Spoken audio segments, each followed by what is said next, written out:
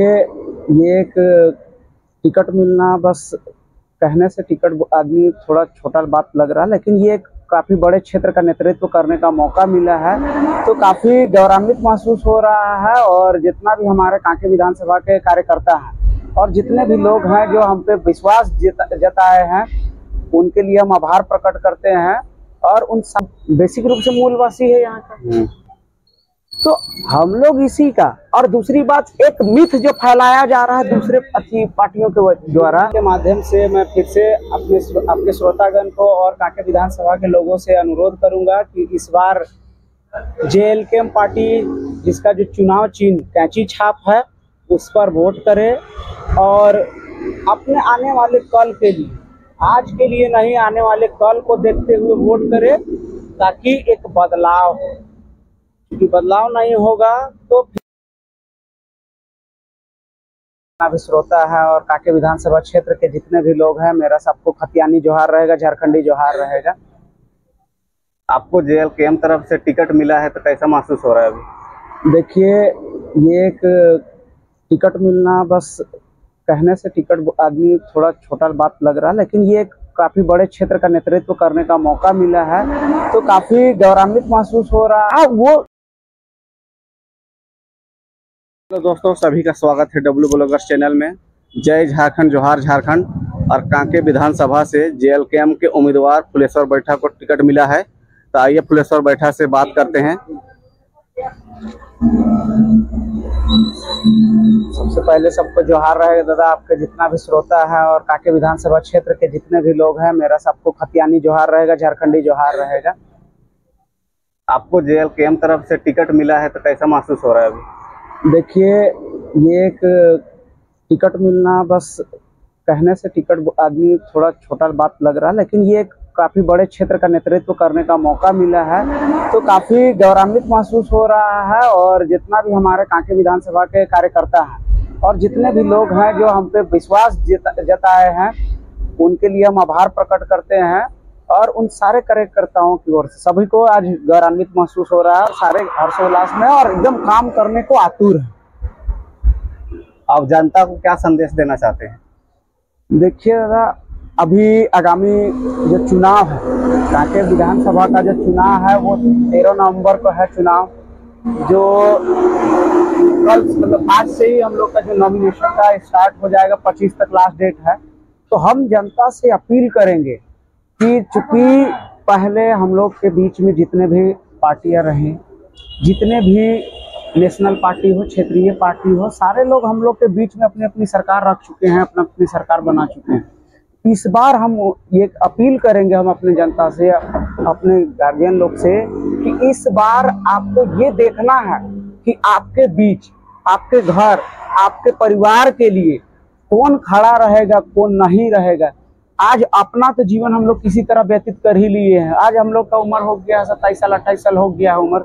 आज हम लोग सोचिए कि अब एक पीढ़ी तय कर चुके हैं, तो अब जो बाकी बच्चा, जो हमारा आने वाला भविष्य है, जितना भी हमारे भाई बंधु लोग हैं, हमारे बच्चे लोग हैं, तो उनका जो फ्यूचर है वो फ्यूचर सिक्योर रहे और उन बच्चों का भविष्य के लिए जो बात करे, उसको हम बोलेंगे कि इस बार अपना प्रतिनिधि चुनिए। क्योंकि कांके से आपको एक आवाज चुनना है जो आपका आवाज को रखे विधानसभा में। ऐसा नहीं है कि आप किसी को भी चुनिए। आज क्या देख रहे हैं कि सब लोग आज चुन रहे हैं प्रतिनिधि, तो बहुत 35 साल से हमारा राज्य कर रहे हैं यहाँ पे, एक बार भी बदलाव नहीं हो रहा है। लेकिन क्या वो 35 साल रहने के बावजूद हमारे क्षेत्र में वो विकास हुआ जो होना चाहिए था?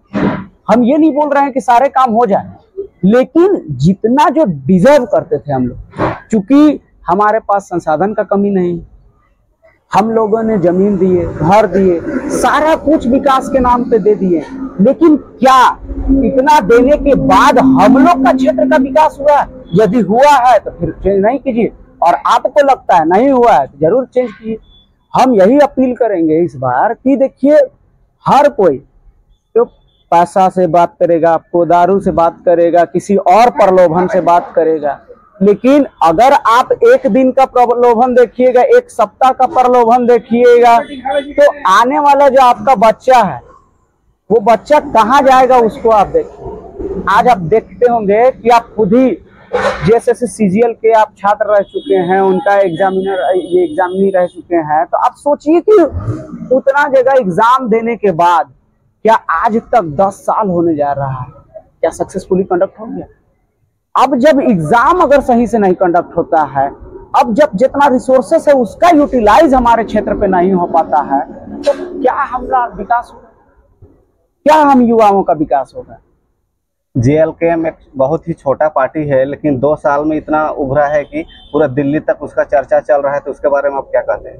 देखिए, कहने के लिए आदमी बोलता है कि छोटा है, इसको हम कतई नहीं मानते हैं। हम आदमी लोग तो डायरेक्ट बोल देता है ना कि क्षेत्रीय पार्टी है, अभी इसका अस्तित्व छोटा नहीं है दादा। ये क्या है ना कि एक नया विकसित पार्टी है। और इतिहास उठा के देख लीजिए कि 2 साल एक संगठन, मात्र 2 साल में एक राजनीतिक पार्टी बना है। और राजनीतिक पार्टी इतना अच्छा से बना है, इतना कि आज हर बूढ़ा बुजुर्ग हो, बच्चा हो, यंग हो, सबके जुबान पे है। क्यों? क्योंकि आज जो मुद्दा है हमारे केंद्रीय टाइगर जयराम महतो जी उठा रहे हैं, केंद्रीय सुप्रीमो जो है टाइगर जयराम महतो जी उठा रहे हैं ना, वो मुद्दा जो है हम लोग का दुख दर्द है, हम लोग का अपना जो जेन्युइन, हम लोग का घर का एक एक चीज। इसीलिए आदमी कनेक्ट हो जा रहा है। गाँव घर में क्या चाहिए, हम लोग देखते हैं कि शहर में हो तो आदमी एक फ्लैट में बढ़ रहा है हम लोग के साथ, और उन लोग भरोसा हम लोग पे दिखा रहे हैं। आज आप बोले कि 2 साल में इतना कम समय में उभरा है। आप सोचिए कि एक महज 29 साल का पीएचडी कर रहे थे हमारे सुप्रीम। क्या जरूरत था कि अगर व्यवस्था सही होती, नीति नियम सही होते, तो भाई हम लोग भी क्यों चाहेंगे कि दिन भर 10 आदमी के सामने हाथ जोड़ते फिरे, 10 आदमी को बोलते रहे कि भैया हमको अति कर दीजिए, भैया अति कर दीजिए।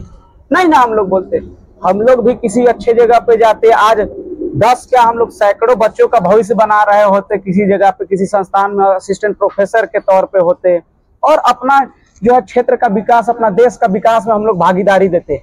लेकिन दुर्भाग्य रहा कि इतना समय बीतने के बाद जो हमारा 24 साल झारखंड जिस सपने को लेके हुआ अलग, वो सपना पूरा नहीं हुआ, जिस कारण आज हम लोग को आना पड़ रहा है। मैं खुद पीएचडी का छात्र हूँ। आप सोचिए कि एक इंजीनियरिंग का छात्र बीआईटी मेसरा से मैं अभी पीएचडी कर रहा हूँ, हमको क्या जरूरत था आने का। लेकिन जब हम लोग अपना पीछे देखते हैं कि भाई नीति नियम सही से नहीं है, कहीं पे आप चले जाइए तो आप वहां पे जो ऑफिसर हैं वो सही से बात नहीं करेंगे, तो कैसे होगा? सबको आगे बढ़ाने के लिए तब ना हम लोग तो बात करते हैं समानता का, हम लोग बात करते हैं सार्वभौमिक विकास का, लेकिन क्या हम लोग का विकास हो रहा है? किसी 2 आदमी का विकास से सबका विकास नहीं बोल सकते।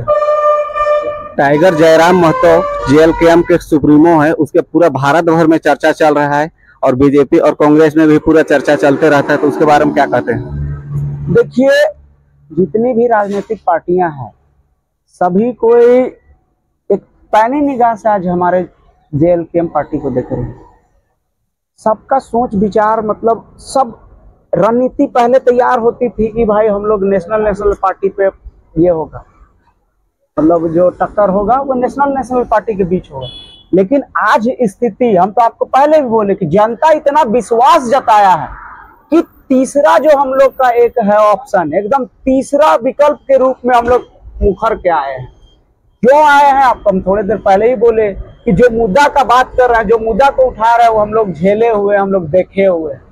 आज जेएलकेएम के केंद्रीय अध्यक्ष टाइगर जयराम महतो ने कांके विधानसभा से आपको चुना है, तो आपके इसके बारे में क्या कहते हैं?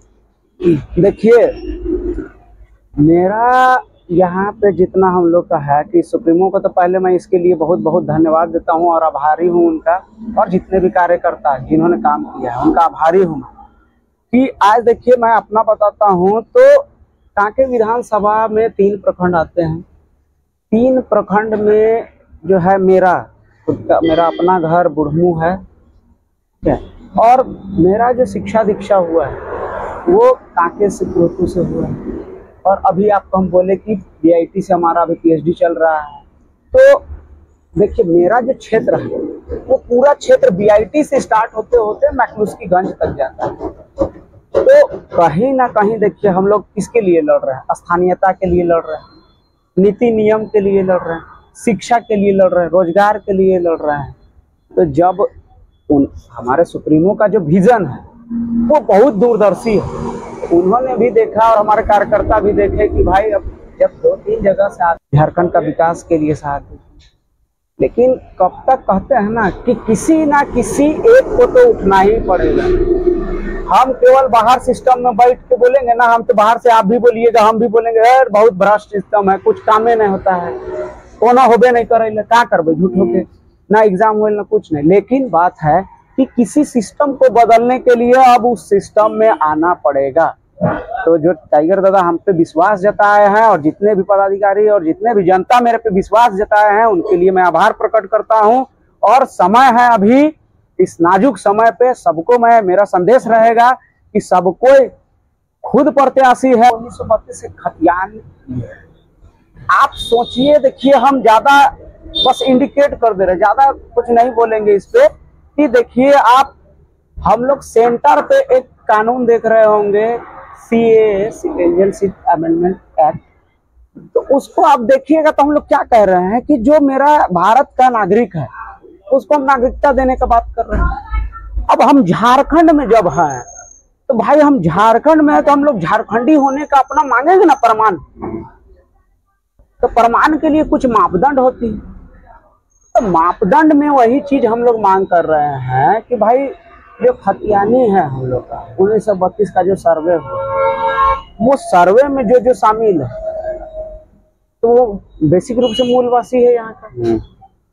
तो हम लोग इसी का, और दूसरी बात एक मिथ जो फैलाया जा रहा है दूसरे पार्टियों के द्वारा कि नहीं ये लागू होगा या ये लोग आएगा, अगर बढ़िया होता है तो स्कूल में क्या केवल हम बोलेंगे कि हमारा झारखंडी पढ़ रहा है, उन लोग का बच्चा जो रहेगा तो नहीं पढ़ेगा।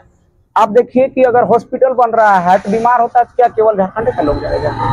सबको आता है। लेकिन बस हम लोग का ये कहना है कि जो हक अधिकार हम लोग का है उस पे भैया हम लोग का हक मारी मत कीजिए। जो मेरा हक है उसको हमको देने दीजिए, रहने दीजिए। और अपने के लिए आपको तो हम लोग स्वेच्छा से आपको तो हम लोग रखे ही हुए हैं, आप लोग को उसी के पास आइडिया होगा। झारखंड में अभी दो चरणों में चुनाव होने वाला है, 13 नवंबर और 20 नवंबर को, और इसका रिजल्ट 23 नवंबर को आने वाला है। तो क्या टाइगर जयराम महतो को CM के रूप में देख रहे हैं? बिल्कुल, जो जनता का रुझान है, आप देखिए कि जनता जो हर एक क्षेत्र में, देखिए कोल्हान में बोलता है ST बहुल क्षेत्र है, आप कोल्हान में देख लीजिए उनका प्रोग्राम में कि कैसे भीड़ आ रहे हैं लोग, कैसे सपोर्ट कर रहे हैं लोग। आप उत्तरी छोटा नागपुर हो या दक्षिणी छोटा नागपुर हो, जहां प्रोग्राम उनका हो रहा है उनको पांव रखने का जगह नहीं दे रहा है, इतना भीड़ उमड़ रहा है। अब तक क्लियर बात है कि जब तक जनता, CM बनाना किसके हाथ में है? अगर जनता चाहेगी तभी प्रतिनिधि, जो भी प्रतिनिधि बनेंगे वो जनता के मत से बनेंगे। और जनता का मत जब आप जिसके साथ में रहेगा वही रहेगा, वो चाहे कितना पैसा वाला हो कि रंक हो। कहते हैं ना कि राजा हो या रंक हो, जिसको जनता सपोर्ट करेगी, ये लोकतंत्र है। लोकतंत्र में जनता जिसको चाहेगी वही सरकार करेगी। और इस बार हम तो कह दिए कि हम लोग तीसरा विकल्प के रूप में एकदम आए हैं। इससे पहले तो लोगों के पास में उम्मीद नहीं थी, लेकिन इस बार सारे लोगों को उम्मीद हम लोग पे है, तो इसीलिए इस बार CM बनता है। बहुत बहुत धन्यवाद मेरा चैनल में बात करने के लिए। अब मेरा चैनल को कुछ कहना चाहते हैं? देखिए, आपके चैनल के माध्यम से मैं फिर से आपके श्रोतागण को और कांके विधानसभा के लोगों से अनुरोध करूंगा कि इस बार JLKM पार्टी जिसका जो चुनाव चिन्ह कैंची छाप है उस पर वोट करें, और अपने आने वाले कल के लिए, आज के लिए नहीं, आने वाले कल को देखते हुए वोट करें, ताकि एक बदलाव हो। क्योंकि बदलाव नहीं होगा तो फिर एक ही चीज कहते हैं ना, प्रकृति बदलाव का नियम जो बोलते हैं, बदलाव ही प्रकृति का नियम है। आप बदलाव कीजिएगा तो बहुत कुछ दिखेगा, नहीं बदलाव कीजिएगा, कल को अगर हम ही आते हैं एक ही जगह जब जाते रहिएगा ना, तो एक जगह पे क्या होता है कि नया आदत सी हो जाती है, फिर उसके बाद थोड़ा सा धीरे धीरे ध्यान भटकने नहीं लगने लगता। तो वही चीज है। बहुत बहुत धन्यवाद बात करने के लिए। जोहार।